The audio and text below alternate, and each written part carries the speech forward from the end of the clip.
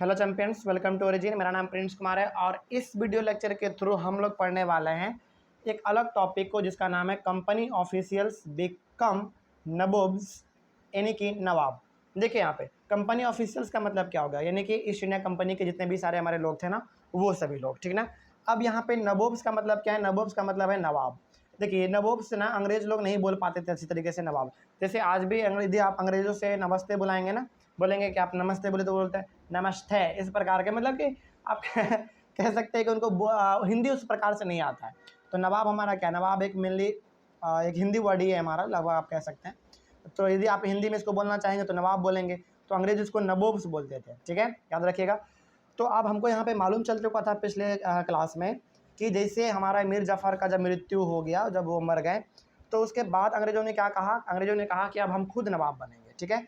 तो अंग्रेज अब खुद यहाँ पे नवाब बनने वाले हैं, वही हम लोग पढ़ने वाले हैं। The company servant began living life nawabs. Company servant का मतलब क्या हुआ? कंपनी सर्वेंट का मतलब ये हो गया कि जितने भी हमारे सारे ईस्ट इंडिया कंपनी के लोग हुआ करते थे, है ना, ईस्ट इंडिया कंपनी के जितने भी सारे हमारे लोग हुआ करते थे, अब वो लोग रहना शुरू कर चुके थे किसके जैसा? नवाब्स के जैसा, है ना। कि यानी कि नवाब जब कैसे रहते होंगे? नवाब एकदम बिल्कुल राजा की तरह रहते होंगे, है ना, बिल्कुल ऐशो आराम की ज़िंदगी होता होगा उन लोगों का। उसी प्रकार से अंग्रेज भी अब इंडिया में कैसे रहना शुरू कर चुके थे? बिल्कुल नवाब के जैसा रहना शुरू कर चुके थे। इनका भी शौक बहुत ही तगड़ा तगड़ा शौक होगा, है ना। आगे बढ़ते फिर, after the battle of Plassey the nawabs of Bengal, ध्यान से सुनिएगा यहाँ पे। After the battle of Plassey, जब हमारा बैटल ऑफ पलासी खत्म हो गया, द नवाब्स ऑफ बंगाल, और जितने भी बंगाल में छोटे मोटे और भी नवाब थे हमारे, were forced to give land, उन सभी को फोर्स किया गया, बोला गया कि आप हमें ज़मीन दीजिए, है ना, and large sum of money as personal gift to company officials. उनको ये फोर्स किया गया, उन पे ये दबाव डाला गया अंग्रेजों के द्वारा। बंगाल के छोटे मोटे जितने भी नवाब थे उन सभी पे फोर्स डाला गया, उनको प्रेशर दिया गया कि आप क्या कीजिए, हमें ज़मीन दीजिए, ज़मीन दीजिए, पहली बात ये। दूसरी बात ये कि बहुत बड़े नंबर में आप हमें पेमेंट भी कीजिए, यानी कि यहाँ पे लिखा हुआ लार्ज सम ऑफ मनी, यानी कि आप हमें बहुत ज़्यादा पैसे भी दीजिए as a personal gift, as a gift के रूप में। बात समझ रहे हैं? As a personal gift to company officials, मतलब कि आप यहाँ पे समझ पा रहे होंगे कि ये लोग ईस्ट इंडिया कंपनी ना, बंगाल के जितने भी छोटे मोटे नवाब थे, तो उन सभी को ये लोग फोर्स कर रहे थे कि आप हमें क्या कीजिए, अपना ज़मीन दीजिए, पहला बात ये। और दूसरी बात ये कि आप हमें गिफ्ट के रूप में बहुत ही ज़्यादा पैसे भी दीजिए, ठीक है। आगे बढ़ते हैं फिर। रॉबर्ट क्लाइव, याद कीजिए रॉबर्ट क्लाइव कौन था? रॉबर्ट क्लाइव कौन था? रॉबर्ट क्लाइव हमारा ईस्ट इंडिया कंपनी का एक कमांडर था, जो कि मद्रास से सैनिकों को लेकर आया था, कहाँ पे? बंगाल में, ठीक है। और Robert Clive he battle of Plassey में मौजूद थे अपने सैनिकों के साथ, जिन्होंने सिराज उद दौला को जान से मार डाला था, हरा देने के बाद, ठीक है। तो Robert Clive had come to Madras, ने कि आज हम लोग जानते हैं मद्रास को किस नाम से? चेन्नई के नाम से, from England in 1743 at the age of 18। देखिए इस चीज़ को, रॉबर्ट क्लाइव इंडिया में सबसे पहली बार चेन्नई में आया था, यानी कि मद्रास में आया था सबसे पहले। वो कब?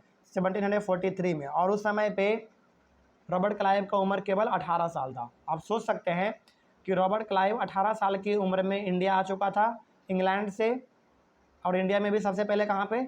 चेन्नई, यानी कि मद्रास में आ चुका था। वो भी कब? 1743 में। और 1743 में रॉबर्ट क्लाइव का जो उम्र था वो 18 साल था, ठीक है। उसके बाद when in 1767 he left India, 1767 में उन्होंने क्या किया? इंडिया को छोड़ दिया, यानी कि वो दोबारा अपने कंट्री चले गए थे, इंग्लैंड दोबारा चले गए थे। His Indian Fortune was worth, ये पाउंड का साइन है, 401,105, यानी कि 4,01,105 पाउंड। अब ज़रा सोचिए, रॉबर्ट क्लाइव क्योंकि हमारा एक कमांडर था वो, और जब वो 18 साल की उम्र में, यानी कि 1743 में जब वो इंडिया आया, और जब वो 1767 में जब वो इंडिया को छोड़ दिया, यानी कि इंडिया से जब वो वापस चला गया अपने कंट्री, तो उस समय पे उन्होंने इंडिया से पूरा का पूरा संपत्ति कितना ले रखा था? पूरा का पूरा उन्होंने संपत्ति इंडिया से 4,01,105 पाउंड उन्होंने इकट्ठा कर लिया था। ये बहुत बड़ा अमाउंट है उस समय का, ठीक है। आगे बढ़ते हैं फिर। When he was appointed governor of Bengal, ये गवर्नर भी बने थे बंगाल के, ये गवर्नर भी बने थे कब? 1764। और गवर्नर बहुत ही बड़ा पोस्ट होता है ना। जैसे यदि आप देखें आज के रेट में हमारे हर एक स्टेट में क्या है? एक गवर्नर है। एक स्टेट में एक ही गवर्नर हो सकता है। बिहार में एक अलग गवर्नर है, यूपी में अलग है, झारखंड में अलग है ना। फिर से उसके बाद उड़ीसा में अलग है, मध्य प्रदेश में अलग गवर्नर है। उसी प्रकार से रॉबर्ट क्लाइव को 1764 में गवर्नर बना दिया गया था, कहाँ का, बंगाल का। He was asked to remove corruption in company administration but he was himself cross examined by the British parliament. और जब गवर्नर इसको बंगाल का बनाया गया था ना, तो इनको अंग्रेज़ों ने ये काम दिया था कि ब्रिटिश यानी कि ईस्ट इंडिया कंपनी के अंदर में जितने भी करप्शन हो रहे हैं तुम उसको रोको। ध्यान से सुनिएगा इस चीज़ को। चूँकि गवर्नर बन चुका था ये बंगाल का, चूँकि गवर्नर है, और ये भी किसके अंडर में काम कर रहा होगा, ये भी किसी न किसी बड़े पोस्ट के लोगों के अंडर में काम कर रहा होगा। जैसे एलिजाबेथ थी हमारी, वो क्या हो गई, सबसे महारानी हो गई, इन्हीं के अंडर में ये लोग सारा काम करते होंगे।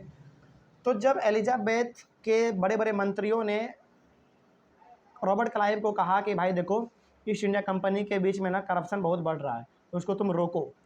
जब इन्होंने रोकने का कोशिश करा ना, तो ये खुद करप्शन के चार्ज में फंस गए, क्योंकि ये खुद करप्शन बहुत करते थे। देखिए, अब यदि कोई इंसान गवर्नर है तो वो गवर्नर हो बन के वो कितना कमा सकता है, फिर भी जितना यहाँ पे लिखा हुआ है ना, ये इतना नहीं कमा सकता है। यानी कि ये भी, इसके ऊपर भी करप्शन था, ये भी घूस वूस लिया करता होगा ये रॉबर्ट क्लाइव, तो इसके ऊपर भी करप्शन का चार्ज था। इसको ये काम दिया गया कि देखो तुम करप्शन को रोको, लेकिन ये खुद करप्शन करता था बेचारा, ठीक है। उसके बाद फिर he was himself cross examine, यानी कि इसके ऊपर खुद करप्शन का चार्ज लग गया बाय द ब्रिटिश पार्लियामेंट, यानी कि ब्रिटिशर्स का जितने भी हमारे गवर्नमेंट का जो सिस्टम था उसके द्वारा इस पर आरोप लगाया गया, किस चीज़ का, करप्शन का लगाया गया, ठीक है। उसके बाद ही कमिटेड सुसाइड इन 1774, लेकिन इसके डर से क्या हुआ, देखिए अंग्रेज़ों का जो है ना पनिशमेंट का तरीका बहुत ही खतरनाक था। वो लोग डायरेक्ट या तो शूट कर देते थे या तो फांसी पे लटका देते थे, ठीक है, चाहे वो कोई भी हो, अपना आदमी हो या फिर कोई बाहरी आदमी हो। तो रॉबर्ट क्लाइव किस चीज़ में फंसे हुए थे, रॉबर्ट क्लाइव फंसे हुए थे करप्शन के चार्ज में। तो इनको पता था कि हमको अंग्रेज़ जो है ना छोड़ेगा नहीं, चूँकि हालांकि ये भी खुद अंग्रेज़ थे, लेकिन अंग्रेज़ थे तो ये फिर भी क्या थे, गवर्नर थे, इसके ऊपर भी बड़े बड़े पोस्ट के लोग बैठे हुए हैं, है ना। तो इनको डर था कि हमको, मेरे ऊपर करप्शन का चार्ज है, बिल्कुल इसके ऊपर करप्शन का चार्ज था ही, क्योंकि इन्होंने गलत तरीके से बहुत सारे संपत्ति को इन्होंने एक्वायर कर चुका था, है ना। ये करप्शन के चार्ज में फंसा हुआ था, तो इन्होंने क्या किया, अपने से 1774 में इन्होंने सुसाइड कर लिया। सुसाइड करने का मतलब आत्महत्या, अपने से फांसी लगा लिया। आगे, not all company officials were corrupt and dishonest like Robert Clive, लेकिन रॉबर्ट क्लाइव के जैसा ही सारा का सारा ईस्ट इंडिया कंपनी जो है ना करप्ट नहीं था, बहुत सारे ईमानदार भी थे हमारे, ठीक है। उसके बाद many of them came from humble background and their uppermost desire was to earn enough in India, return to Britain and lead a comfortable life. लेकिन बहुत सारे ऐसे भी हमारे ईस्ट इंडिया कंपनी के लोग थे जो कि बहुत ही मिडिल क्लास के बैकग्राउंड से आते थे, बहुत ही छोटे क्लास से आते थे, और उनका भी ये सपना होता था कि हम भी इंडिया जाएं, इंडिया से ट्रेड करें, और इंडिया से ट्रेड करने के बाद हम भी क्या करें, बहुत ही ज़्यादा प्रॉफिट को कमाएं। इन सभी का ये ड्रीम होता था, क्योंकि देखिए इंडिया में सामान बहुत ही सस्ता मिल जाता था, और ये लोग क्या करते थे, सस्ते सामानों को खरीदते थे और जाके अपने कंट्री में जाके बेचते थे। इसके कारण होता क्या था, इसको ना प्रॉफिट बहुत ही ज़्यादा मिलता था, ठीक है ना, बहुत ही ज़्यादा इनको मुनाफा होता था। तो ये हर किसी का, जो भी उस समय पे इंग्लैंड में लोग रहा करते थे, इन सभी का यही इच्छा होता था कि हम इंडिया जाएँ, इंडिया से ट्रेड करें और बहुत सारे प्रॉफिट को कमाएँ, ठीक है। तो ये सबका यही इच्छा हुआ करता था, ठीक है। यहाँ तो कोई डाउट नहीं, आगे बढ़ते हैं फिर। चलिए, इसके बाद तो नेक्स्ट ही टॉपिक है, इसको हम लोग आगे पढ़ लेंगे। आई होप आपको ये समझ में आ गया होगा। तो किस प्रकार से ईस्ट इंडिया कंपनी अब नवाब बन रहे थे, यानी कि नबोब्स बन रहे थे, आपको समझ में आ गया होगा, ठीक है। और इसमें जो सबसे ज़्यादा करप्ट इंसान था, वो करप्ट इंसान था हमारा रॉबर्ट क्लाइव, जो कि करप्शन के चार्ज में फंसा हुआ था, जो कि बाद में सुसाइड कर लिया, ठीक है। इस चीज़ को आप याद रखेंगे। Thank you very much.